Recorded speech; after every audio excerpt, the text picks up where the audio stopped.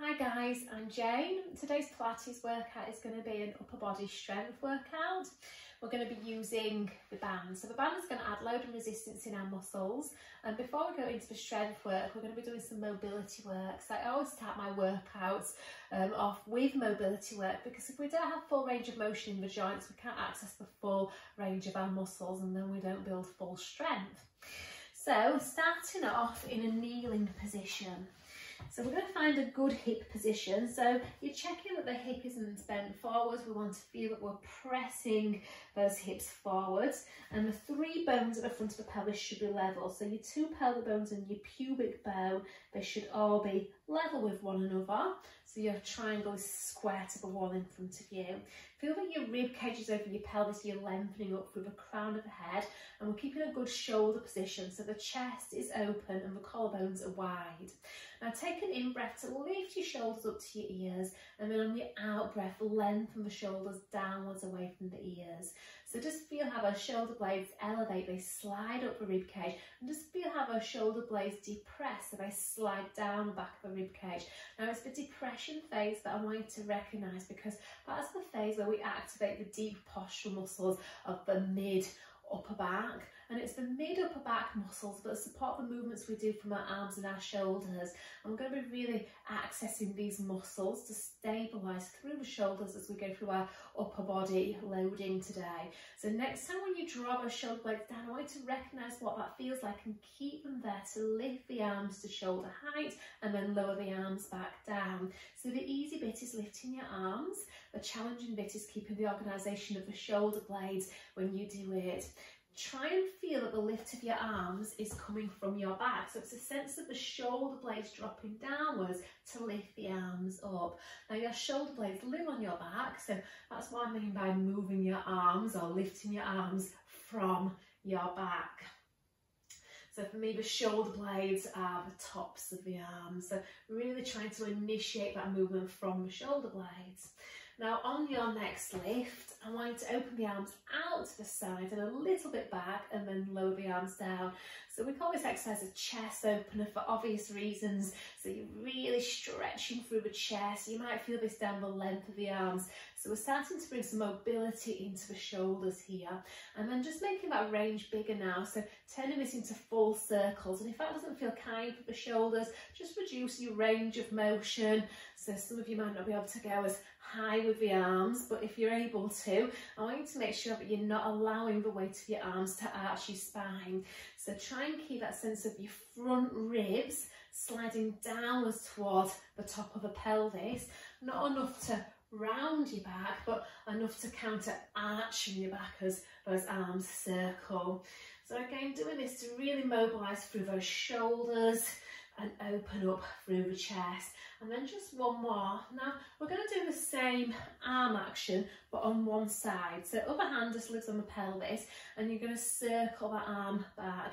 And I want you to think about adding some rotation to the shoulder. So you're going to turn the palm out the way as you circle back. So palm turns out and then palm turns in. And we're going to turn the body now with the arm. So we're getting rotation in the shoulder and we're getting rotation in the spine. So your other hand is on your pelvis for feedback. You're checking that your pelvis is staying square to the wall in front of you as you turn the chest bone and the rib cage to the side wall. And then we're going to reverse the direction of that circle. So we're just allowing the shoulder to go into a bit of internal rotation as we circle the arm forwards, still trying to reach out through the fingertips and keep that good hip position. So last one. So just focus on the circling, turning the palm out and then reaching back. So really lengthen through those fingertips and just explore any area of tension that you want to stretch. And again, your range of motion does not have to be up to the ceiling. It can be shoulder height over time. As the muscles relax, we improve movement there. You're going to be able to increase that range. So twisting through the body, so eye gaze follows the hand. So we're getting rotation through the neck as well as through that mid upper back, but we're trying to stabilise through the hips. Okay, just one more, and then changing direction, so reaching up and over.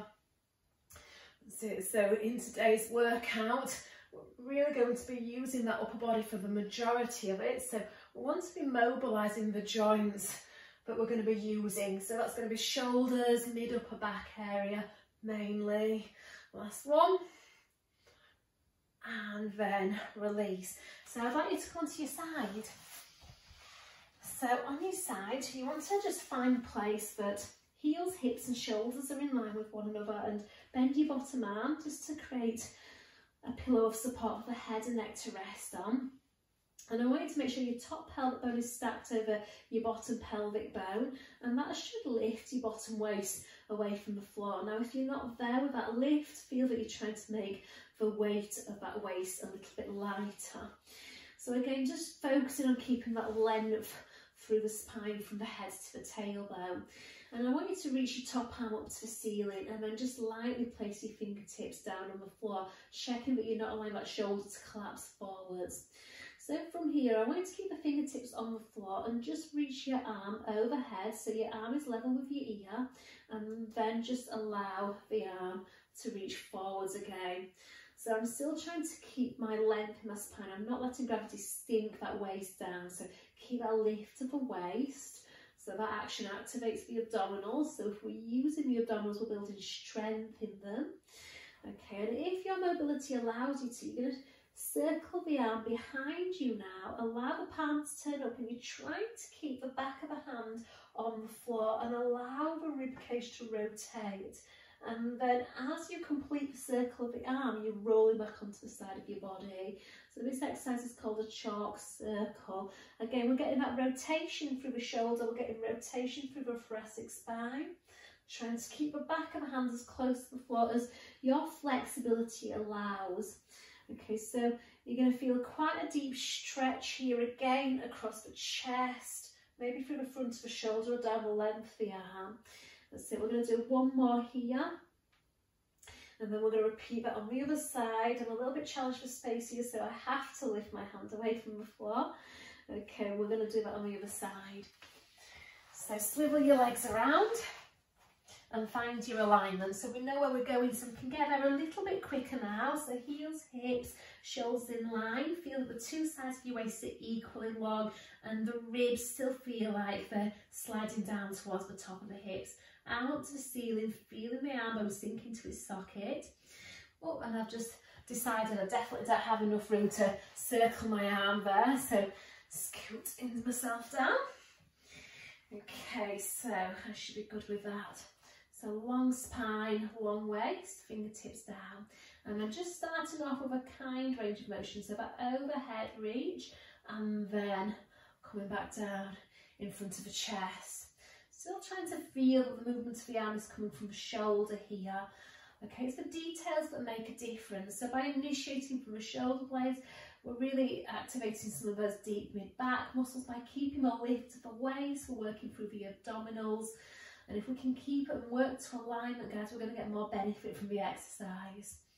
Okay, so going into that chalk circle, so you're going to allow the palm to turn up, so the back of the hand is trying to contact the floor. Allow the ribcage to rotate back, and then just complete the circle of the arm as you roll back onto your side again, checking that there's no sinking of that bottom waist. So all the time I have to be aware of my spinal movement. Now keeping the head and tailbone reaching oppositionally optimises the length in the spine. When the spine is long, we create more space between our vertebrae, the bones of the spine. And when you've got more space between the bones of the spine, your vertebrae are more free to move one on top of the other. So that creates less friction, less wear and tear. So that's going to be good for the longevity of our spines. Last one. So it's a nice stretch. It's what I call bittersweet. There's some tight spots to really work through. Okay, so coming up. Okay, so from here, normally in a class I'd just flip you onto your belly, but because I know I'm a bit stuck for space, I'm just going to swivel myself around to the other side of the mat. So you're going to come onto your belly. Okay, with this exercise, you need to have enough room to reach your arms out to the sides. So you're going to come onto your belly and arms out, slightly bent, but favouring being more straight than bent. And in this position, choose a leg position that allows your pelvis to be nice and level on the mat. So the 3 bony landmarks are equally weighted. And I'm thinking of subtly drawing my pubic bone up to my belly button. From here, you're going to slide your left hand to the side of your left shoulder, as though you're about to push the floor away from you, keeping that shoulder down away from the ear. I want you to bend the left knee. Lift it off the floor, and then you're going to reach your left foot over to the right side wall and see if you can get that foot to contact the floor. It doesn't have to get there. Again, it's the direction the leg is moving in that matters. Now, as my foot reaches one way, I'm turning my head and neck oppositionally, so I'm looking at that pushing hand and then coming back down to the mat. So I'm going to do 2 more. Now, the other arm that I'm not talking about, so that right arm, I'm trying to keep it as straight as possible, and I'm kind of reaching it up to the top corner of the room. And as I turn to face my left hand, the focus is to stretch through the chest muscles on that right side. So I'm really focusing on trying to pull my chest bone closer to my left hand, pushing into the left hand to traction that a little bit more. Okay, and then we're going to change sides. So we're going into that slightly bent arm position, and then you're going to slide the other hand into the shoulder. Shoulder is always back, bending the knee. So my head is facing down, but as I lift the knee and reach the foot to the floor, I'm turning my head to look at that pushing hand. So, and this side is a very different side for me. So it's my chest muscles that feel the intensity of this exercise, and it's a deep stretch through the chest here. So I can't get my foot to the floor on this side because I'm tighter in the chest. So you have to be respectful with where you're at, with your flexibility and your mobility, guys. You don't want to be forcing stretches. If you force a stretch, then your body will protect itself, and instead of improving that mobility, you'll actually, the muscles will protect the joints and you'll actually decrease that mobility. So from here, we're going to go into some back extension, because this is really lovely for lengthening the front of the torso. So we still want to keep that level pelvis and the shoulders down, but the 2 arms are bent. And then you're going to lift your head and reach your chest forwards to the front edge of the mat and upwards to where the wall meets the ceiling, and then just bringing the chest down and then the head down. Now, as you pull your chest forwards and up, feel that you're doing an imaginary drag backwards of the hands, like you're trying to pull your hands towards your hips, and just feel how that tractions the spine a little bit more forwards and upwards into that back bend. So you're looking to feel a sense of activity in the back of the rib cage here. So as the head and chest lift upwards, the front bottom ribs drop downwards into the mat. And the higher you lift that upper back, the more control it takes in the abdominals to stabilise that lower back. So reinforce drawing that pubic bone upwards towards your belly button. Now, challenging this more, increasing the range of motion. So find the back bend in the upper spine, lifting up higher, really getting that full stretch, not just through the front of the spine and the abdominals, but into the hips here. So you're allowed to let your pelvis leave the floor. You just want to make sure that you're not sinking and collapsing into that lower back. So always supporting that spine. So we're just going to do one more here. So this should feel good for the spine here, and if it doesn't, just choose a range of motion that does. And then push your hands underneath your shoulders, or hands underneath your shoulders to push back through your hands, and just find your child's pose. So bottom back, stretch from your elbows into your waist, and then come into all fours. So in your quadruped position, find your neutral spine. So back should be nice and level like the top of the table, keeping upwards energy of the torso. So it's a sense of lifting up out of your arms, or lifting the torso further away from the mat, but without losing length in the spine. A lot of the time when we overdo the upwards energy, we tend to round to stabilise. So try and keep that straight position. So arms and spine stay straight. You're going to lower the chest bone and ribcage a couple of inches towards the mat to retract the shoulder blades, and then lift back up to protract the shoulder blades. So you want to feel on that lowering phase, you're just allowing yourself to be lazy here, you're sinking with gravity, and that sends the shoulder blades together. And on that lifting phase, use the strength of your two straight arms to push the floor away from you, and that widens the shoulder blades apart. I'm still trying to keep head and tailbone reaching opposition here, so I'm trying to be really aware of spinal alignment. Now next time when you lift, I want you to hold it so you feel that your shoulder blades are optimally wide and your spine is optimally long. So by widening those shoulder blades, you're really activating the shoulder stabilizers, the serratus anterior muscles, and these muscles take a lot of load out of all the joints in the upper body, and again lend stability to your planking postures and pushing movements. So your plank is essentially a pushing movement. So in this position, I want you to go into your cat stretch. You're going to curl the tail under, lift the back ribs, chin to chest, look up at your belly button, feel that rounded shape, and then come back to neutral, but still thinking of keeping that upwards energy of the torso and keeping those wide shoulder blades.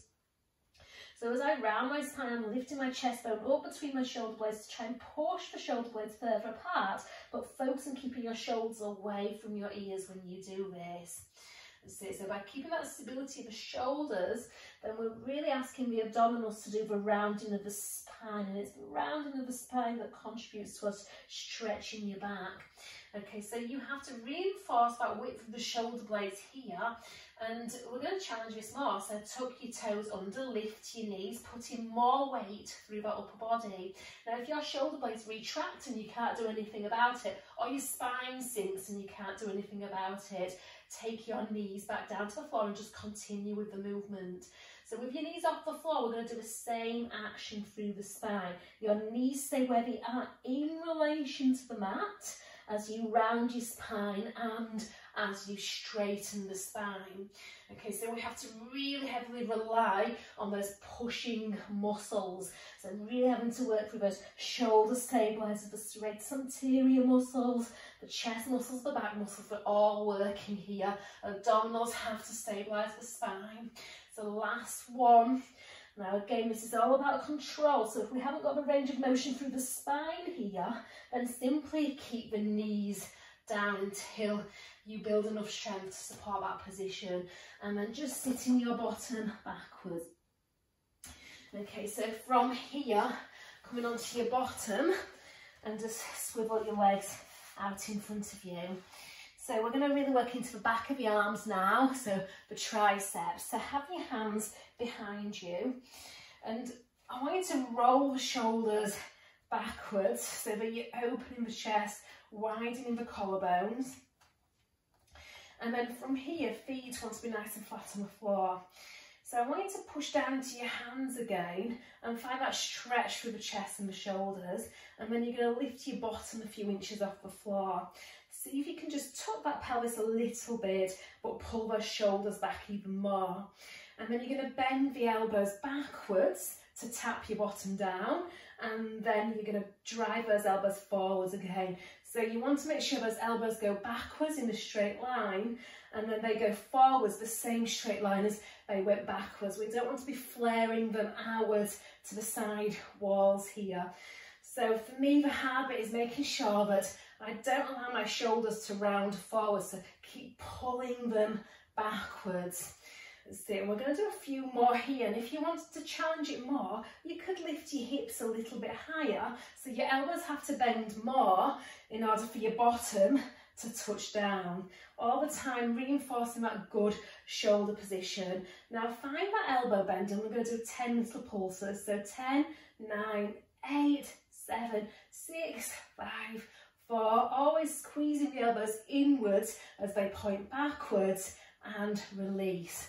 And then just stretching downwards towards your feet. So really stretching through those triceps as I reach forwards here, and then slowly rolling up. So you're going to take your band. We're going to do a little bit of back work now. So you're going to have the band over the balls of your feet and your toes. And just take the band. So I like to hold it so that the tail ends of the band are coming out of the little finger sides of the hands here, and hands about shoulder height.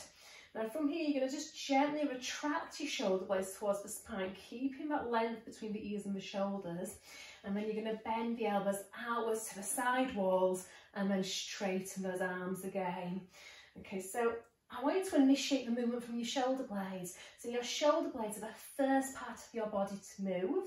And if we're able to feel where that movement starts, then we're going to get more back recruitment. So by initiating the pull of your arms from your shoulder blades, you're initiating the pull of your arms from your back. So we get more back activation. So as you bend those elbows back, I also want you to think about reaching the elbows outwards to the side walls. So you're really stretching your chest. Hands want to be as wide as the elbows, again, so we get more work in your back. If your hands are coming towards your shoulders, this becomes more of an arm exercise. So we want the hands as wide as those elbows. Now you're going to hold that row and keep retracting those shoulder blades, and then you're going to extend the elbows and bend. So extend and bend. So this is a lot of work for those triceps, the backs of the arms, especially after doing your tricep dip. We're having to really use those triceps to extend the elbows, stabilising through those shoulders. Keep lifting up and lengthening through the spine. Now keep the arms straight, 10 pulses. So 10, 9, 8, 7, 6, 5, 4, 3, 2, 1, and release. Okay, so have that stretch again. So stretch out the work that you've just done. Okay, so I'm going to flip back into my quadruped position. So in that quadruped position, we know how to hold ourselves now. So long spine and wide shoulder blades. I want you to walk your hands a few inches forward, and then you're going to bring your weight over your arms. So your pelvis has to lower a little bit, but we're not collapsing and sinking it. So you're drawing that pubic bone up and ribs to hip connection. So from here, you're going to bend your elbows backwards to the wall behind you, and then you're going to lower your chest to about elbow height. Every time you push up, try and feel that width between the shoulder blades. So try and stay nice and wide in that upper back, and then hang on to that sensation on the lowering phase. That's it. So we don't want to sink into those shoulders. So you want to feel it's the triceps and chest muscles that are lowering you down to the floor, not sinking into the shoulders to lower down to the floor. Now, if you can challenge this more, tuck your toes under, lift your knees, and see if you can get the same range of motion. Now, if increasing the weight through that upper body reduces the range of motion, that would be a reason to put your knees back down onto the floor. So I'm going to do this one more time. So remember, we want full range every single repetition. So stretching out, sitting your bottom back. So full range of motion is what is going to build strength. Always work the range, and over time the strength will come. So we're going to go into the biceps now, the belly of the arms. Before we do that, we're going to give those arms a little bit of a break with some abdominal work.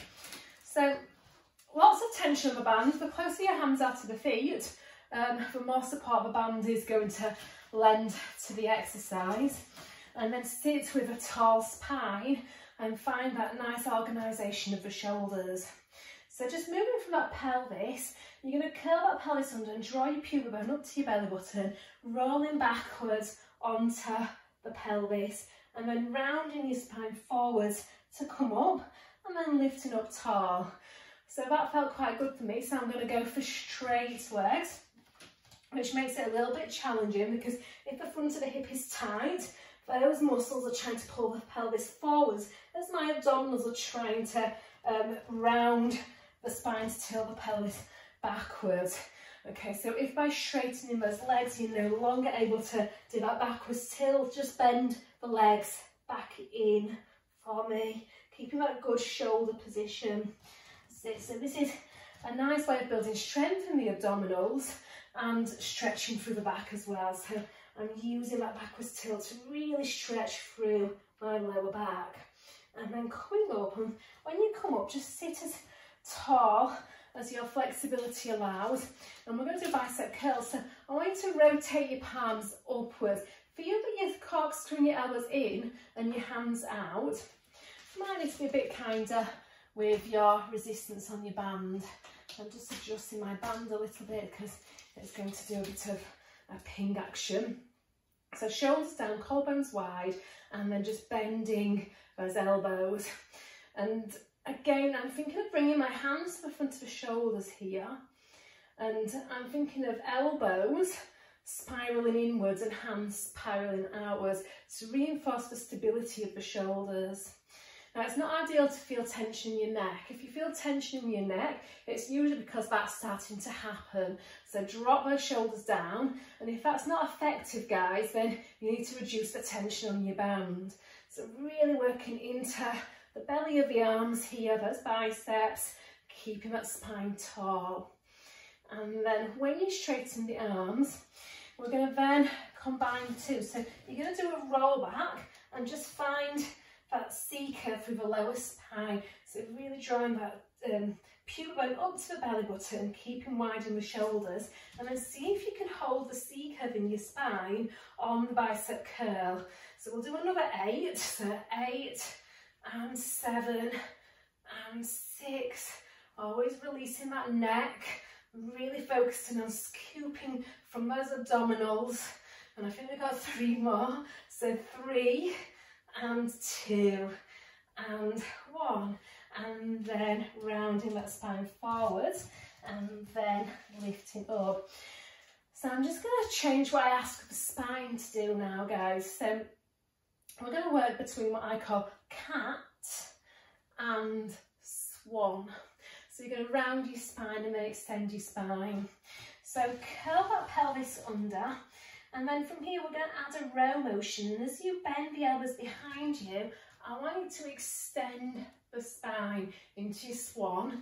And as you round the spine, as you reach your arms forwards, you're going to round your spine into what I call that cat. So you're going to use the pull of the band to facilitate the extension. So I'm using that mid-back to push the chest up. So I'm using the tension I've created on the band to draw the shoulders back and activate the back extensors. So as your upper back extends, your pelvis will react to it. So your pelvis will start to go into a little bit of a forwards tilt, but you're not driving it there. You're focusing on driving through the upper back, not through the lower back. Now we're going to keep that extension of the spine, and you're going to keep lifting that chest up as you hinge forwards, and then you're going to lean from the hips, and then from here we're going to do 5 tricep extensions. So elbows extend and bend, and all the time I'm trying to keep that swan sensation through the upper back here, trying to keep those shoulders back and really hinging from the hips. After 5, as you reach your arms forward, you're going to round your spine and then slowly roll up one bone by one. We're going to do 2 more sets of that. So you're going to roll backwards, drawing that pubic bone up to your belly button. As you row, you're going to extend the spine up. Focus on that mid-back activation. Hold it in that mid-back as you hinge. Think about head and neck alignment, lean from the hips. It puts you in that tricep extension position. And then 5, 4, 3, full extension, tipping the little finger side of hands up to the ceiling. And then as you reach your arms, round your spine and then roll up through the spine. Head is last to come up, last one. So there's a lot of core control required for this exercise. So working between the abdominals and the back extensors. So hinging, tummy nice and tight. Keep lifting up through the upper back here. So I'm feeling as much back extension as I am elbow extension. And last one.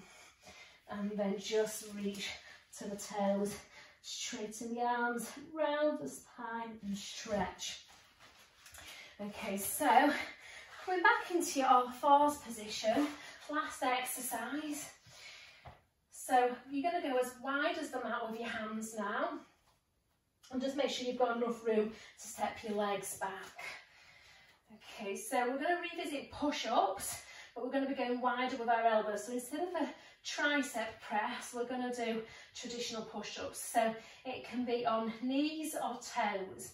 So we want to feel that whip through the shoulder blades, that distance between the ears and the shoulders, and then armpits pulling into the waist. And as you draw the armpits into the waist on the elbow bend, it pulls the elbows back into more of a 45-degree angle. So they're going out to the side, but they're not going out like that. So it's a bit more stable for the shoulders and stable for the wrists.